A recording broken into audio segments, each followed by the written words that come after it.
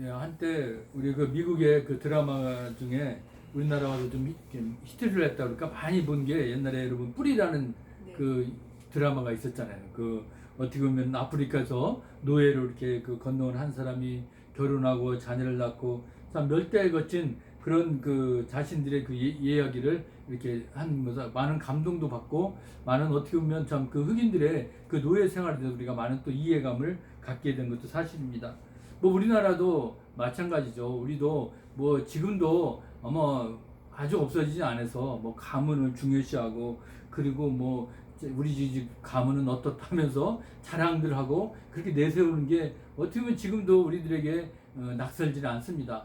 그래서 뭐 그런 집에 가면 뭐 족보를 대단하게 기억이고 옛날에 자신들은 지금 현재 자신들의 처지는 생각하지 않냐고 그냥 오직 조상들이 그 뭐 했다는 거 그 족보만을 귀하게 여기고 그것만 바라보면서 이렇게 또 사는 사람도 있습니다.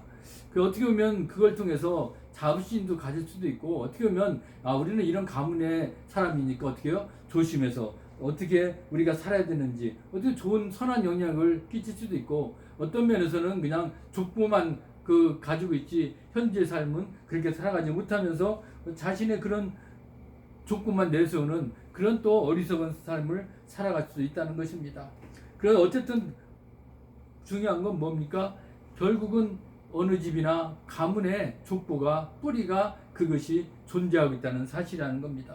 우리 성경에서도 마찬가지로 뿌리와 가문이 절대로 나몰라라 하지 않고 중요시하게 여겼다는 겁니다. 그래서 우리 성경에 보면 나는 누구의 아들이요 나는 누구의 아들이요 여러분 그것을 우리가 성경에서 많은 규절을 봅니다. 그거는 왜 그렇습니까? 나는 어느 집 어느 가문의 배경이 내가 태어난 사람이고 그런 곳에서 내가 지금 어떤 사람이라는 걸 자신의 그런 정체성을 또 밝히고 있다는 것도 알 수가 있습니다.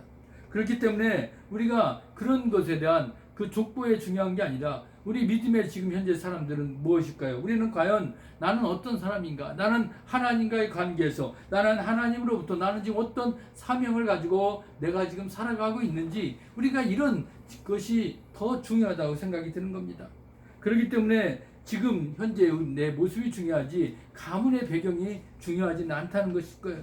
그러나 오늘 우리가 본문을 통해서 우리가 한번 적용을 해보는 건 무엇입니까? 오늘 다윗이라는 그런 가문에 대해서 우리가 같이 한번 보기를 원하는 겁니다. 아마 마태복음 1장에 보면 우리가 성경이 어떻게 했습니까? 아브라함이 누굴 낳고 그래서 어떻게 보면 아브라함부터 마지막 예수님이 탄생한 그런 계보가 등장합니다. 또 누가복음 4장에는 보면 어때요? 그때는 또 예수님으로부터 시작해가지고 이렇게 쭉 거슬러 올라가서 결국 마지막에 하나님 그렇게 족보가 등장하는 겁니다. 왜 이런 족보가 등장하는 이유가 무엇이었을까요? 예수님의 권위를 인정하려는 의도였을까요? 물론 그럴 수도 있어요. 아 예수님이 어떤 사람이라는 것을 그들에게 알리고 싶었던 거죠. 그러면 그것을 한마디로 어떻게 해요? 하나님의 아들이라는 것을 아마 그런 기록으로 남기고 싶었을 것입니다. 그러나 가장 중요한 건 뭡니까? 하나님의 그런 구원 역사가 결국 마지막 누구에게? 예수님에게 완성되고 있었다는 그런 목적을 나타내고 있다는 것입니다. 예수님은 그렇기 때문에 우리의 구주이십니다. 하나님의 구원 계획을 완성한 분이라는 것을 알 수가 있습니다. 그래서 오늘 족보는 어떻게 보면 예수님의 그냥 신앙 고백 차원에서 그냥 좀 어떻게 해요? 자신의 그 기록을 보조 기록으로 남겨놓았다. 그렇게 적혀 있다는 것을 우리가 성경에서 보면 알 수가 있습니다. 그런데 예수님의 족보에 오늘 누가 이 다윗이 등장을 합니다. 다윗은 어떻게 보면 이스라엘 사람들에게 아마 존경받는 그런 왕입니다. 그래서 아마 지금 우리가 유대의 그 이스라엘 현재 우리가 가도 보면 그들이 좋아하는 사람 누구냐 그러면 첫째 모세, 그 다음 누구예요? 다윗입니다. 예수님을 좋아해야 되는데 그들은 예수님은 그렇게 존경하지는 않는 것 같아요. 모세하고 다윗이에요. 그렇기 때문에 그들은 또 오히려 예수님 무덤보다 다윗의 무덤을 아주 그들이 더 이렇게 귀하게 여기는 것도 볼 수가 있었습니다. 왜 그렇습니까? 아마 이스라엘 사람들은 이 다윗을 우리들의 최고의 왕이야. 지금도 그렇게 생각을 하고 있다는 것입니다. 왜? 그런 흠이 좀 많잖아요. 우리가 알다시피 다윗이 흠이 없는 사람이었으니까 그가 왕이 되는 과정, 그가 어떻게 그런 걸 이렇게 보면 어떻게 보면 야 저렇게까지 하면서 왕이 되었을까 하는 그런 의구심도 듭니다. 그렇지만 그가 다윗의 자손으로서의 후대 사람들에게 자랑이 될 만한 그런 것을 이제 예수님이라는 것을 우리는 여기 알 수가 있습니다. 왜 그렇습니까? 그만큼 다윗은 이스라엘 사람들에게 그래도 이 이스라엘이라는 나라를 세우고 온전하게 기초를 세운 그런 왕이라는 것을 그들은 인정하지 않을 수가 없기 때문에 다윗을 존경합니다. 그리고 그 다윗의 후손에서 누가 예수가 났다는 것도 그들은 알고 있습니다. 그렇기 때문에 그들은 어떻게 해요? 우리 성경에서 보면 많이 들리는 규절 뭐예요? 맹인 두 사람이 걸어가면서 예수님은 뭐라고? 다윗의 자손 예수여 그렇게 불렀잖아요. 그냥 예수여 부른 게 아니라 또 말 못하는 사람이 그런 고쳐주는 장면을 본 사람들도 그걸 예수님을 다윗의 자손 예수여, 또 가나안 여자도 마찬가지로 다윗의 자손 예수여, 어린이들도 다윗의 자손 예수여라고 불렀다는 것입니다. 그런데 예수님은 자신이 다윗의 자손 예수라는 것을 불러준 것에 대해서 이제 어떤 생각을 가졌을까? 우리 한번 오늘 본문을 통해서 우리 같이 알기를 원하는 겁니다. 아마 세상 사람들은 야 다윗의 자손이 된다는 것은 큰 긍지를 갖는 거예요. 프라이드. 왜? 자신들이 그만큼 존경하는 그런 왕인데 그 왕의 자손이라면 어떻습니까? 아마 우리들 같으면 야 나는 프라이드가 나는 왕의 자손이야 그러면서 아마 그렇게 살아갈 수가 있을 것입니다. 그런데 유대인들이 그렇게 다윗의 자손으로 온 그 메시아가 분명히 다윗 왕국을 다시 일으킬 거야. 아마 그들은 그런 마음이 있었기 때문에 이 예수를 누구로 생각합니까? 메시아. 그 메시아가 예수님으로 와서 우리를 지금 이렇게 그 당시에 이 배경은 어때요? 로마의 식민지였잖아요. 그래서 다시 우리 이스라엘 땅을 어떻게 회복시켜 줄 거야. 다시 일으킬 그런 왕이 될 사람이 온다는 그런 생각을 그들은 가졌다는 것입니다. 그렇기 때문에 아마 서기관이 오늘 이렇게 질문을 한 겁니다. 오늘 우리가 읽은 35절 말씀이죠. 오늘 35절 말씀에 뭐라고 등장했습니까? 예수께서 성전에서 가르칠 때 대답하여 이르시되 어찌하여 서기관들이 그리스도를 다윗의 자손이라 했냐?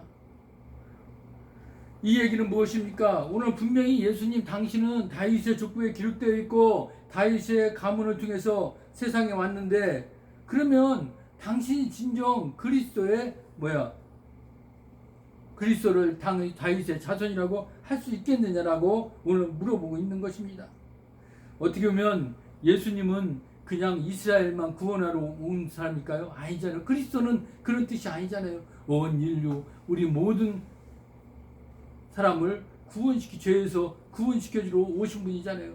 그렇기 때문에 오늘 예수님은 그냥 나는 이스라엘을 위해서 너희들 이 땅을 위해서 우리가 오시지 않았다는 겁니다. 나는 온 나라와 인류의 구원을 위해서 내가 이 땅에 왔다는 것을 예수님은 분명히 하고 싶었을 것입니다.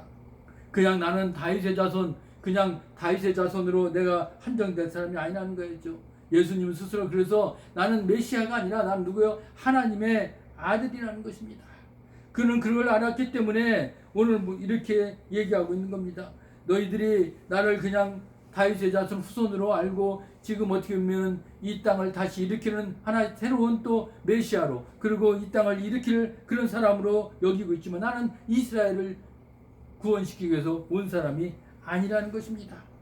오늘 그 예수님이 오늘 다윗이 그 성령에 감동했던 말을 다시 인용하면서 오늘 말씀하고 있는 거예요. 그것이 바로 오늘 36절에 있는 말씀입니다. 36절에 오늘 다윗이 성령에 감동되어 친히 말한 시편 110편 1절 말씀 여기 그대로 인용하고 있는 거예요. 뭐라고 했느냐? 주께서 내 주께 이르시되 내가 내 원수를 내 발 아래에 둘 때까지 내 우편에 앉았으라 하셨도다 하였느니라. 오늘 이렇게 말씀하셨는데 이 구절이 언제? 이미 다윗이 시편 110편 1절에 그러면 시편 110편 1절도 내용도 보면 거의 비슷하죠. 뭐라고요? 여호와께서 내 주에게 말씀하시기를 내가 내 원수들로 내 발판이 되게 하기까지 너는 내 오른쪽에 앉아 있으라 하셨도다. 다윗이 이 시편 110편의 1절에 말씀한 이 말씀을 오늘 그대로 예수님은 증언을 인용하고 있는 것입니다. 왜 이 말씀을 인용했을까요? 아마 그 당시에 다윗이 이 말을 한 배경을 봐야 된다는 것입니다. 그 당시에는 아마 전쟁에서 승리하게 되면 어떻게 해요? 상대편의 그 목을 어떻게 해요? 발로 밟는 게 그 전통이었어요. 그러면 진정한 승리자가 되는 거죠. 그래서 지금 우리도 아마 여러분 고대 때 보면 그 신뢰백제 고구려 때 싸움을 보면 항상 적을 이기면 적장에 뭘 가져요? 목을 가져오잖아요. 뭐 우리 중국에서도 마찬가지고 아마 이 당시에서도 마찬가지입니다. 내가 분명히 이겼다는 건 뭐 목을 가져든지 아니면 목을 집다는 그 목에 대한 그것을 어떻게 하면 했을 때 진정한 승리자가 되는 것이죠. 그래서 오늘 그 승리자는 항상 목을 이 발로 뭐라 그럴까 이 밟는 행위가 완전한 승리다. 그렇게 상징하는 표시가 됐다는 겁니다. 그래서 오늘도 말씀하신 겁니다. 내 원수로 내 발판이 되게 하기까지. 즉 목으로 발로 그들 목을 다 발판을 만들었다는 겁니다. 그럴 때까지 그렇게 승리한다는 것을 오늘 얘기하고 있습니다. 그렇기 때문에 오늘 다윗이 말하는 이 그리스도 주가 바로 그리스도라는 것입니다. 다윗은 분명히 나보다 누구야? 주께서 내게서 이르시더라. 그래서 결국 주님 그 주는 뭐요? 바로 그리스도입니다. 그러니까 하나님이 함께할 때 하나님의 승리를 지켜보는 분이 뭐예요? 바로 그리스도인데 바로 하나님이 승리한 후에 그런 그리스도에게 그 적의 목을 가져서 발판으로 삼게 하신다는 겁니다. 그리고 그 그리스도는 어디에 계시냐? 바로 하나님 우편에 앉았으리라. 하나님 우편에 앉아 계신다는 겁니다.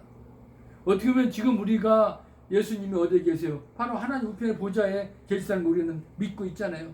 아마 이 당시에 그들은 그것을 믿지를 않았을 거예요. 어떻게 그런 일이 있냐고. 그러나 유대인들이 말하는 그런 메시아, 늘 그리스도는 하나님과 함께하는 분인데 하나님 일에 참여하고 하나님 일을 이임받고 하나님으로부터 영광을 나타낼 그런 분이라는 겁니다. 바로 하나님의 승리를 확인하는 분이라는 것을 말씀하고 있는 겁니다. 그래서 예수님은 유대인들이 참 어떻게 보면 그리스도에 대한 잘못된 생각을 가진 거 그것을 분명히 깨우치고 싶었던 거예요. 그리스도는 어떤 분인지 그리고 예수님은 그 어떤 분으로 이 땅에 오신 것을 그들에게 분명히 알리고 싶었을 것입니다. 그래서 오늘 시편 110편 1절에서 봤던 그리스도를 나의 주라고 부르는 겁니다.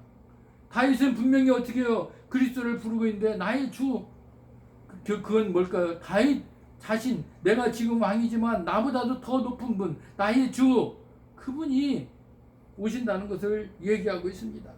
그렇기 때문에 물론 다윗의 후손으로 인간적으로는 예수님이 태어났고 예수님은 오셨지만 그러나 그분은 어때요? 그분은 그 이상의 신적인 존재라는 것입니다.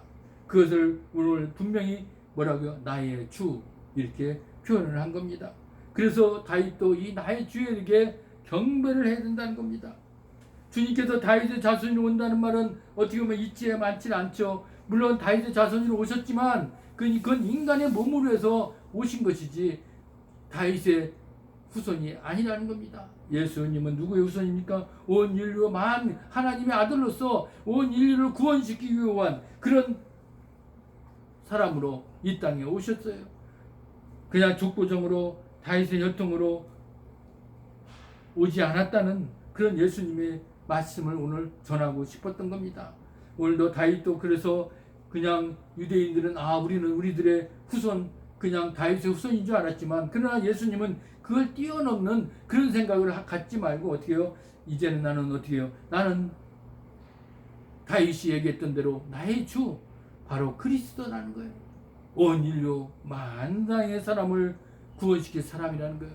그렇게 얘기를 하니까 사람들이 어떻습니까? 그렇게 얘기를 듣고 많은 사람들이 즐겁게 들었다라고 오늘 말씀하겠습니다.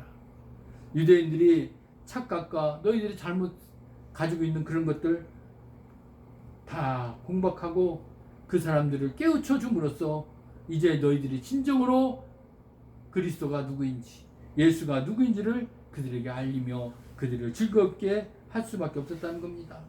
결국 오늘 말씀 가운데 그리스도가 다윗으로부터 주로 인정을 받았다는 거 그래서 우리가 놓쳐서는 안 됐습니다. 왜 이런 말씀을 하셨겠습니까? 그냥 예수님은 족보상으로 보면 그냥 다윗의 가문에서 태어났지만 그러나 실제적으로 보면 돼요.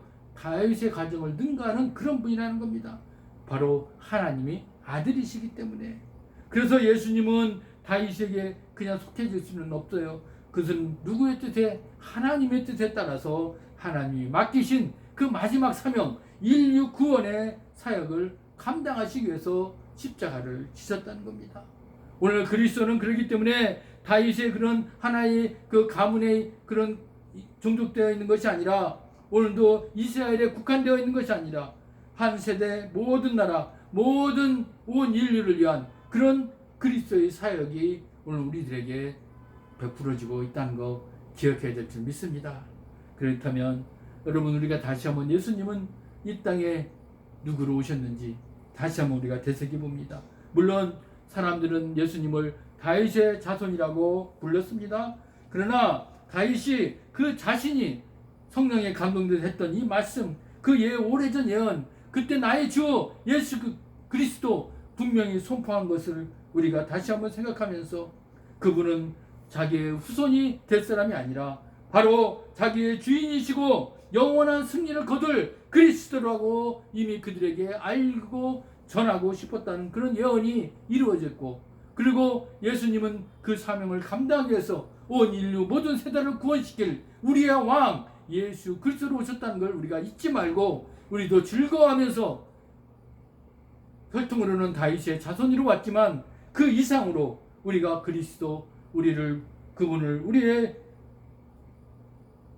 주, 나의 주, 그래서 우리가 영광의 날에 함께 참여하는 기회가 복된 삶을 다 사시기를 주의 이름으로 부탁합니다. 아멘. 살아서 역사하신 아버지 하나님 감사합니다.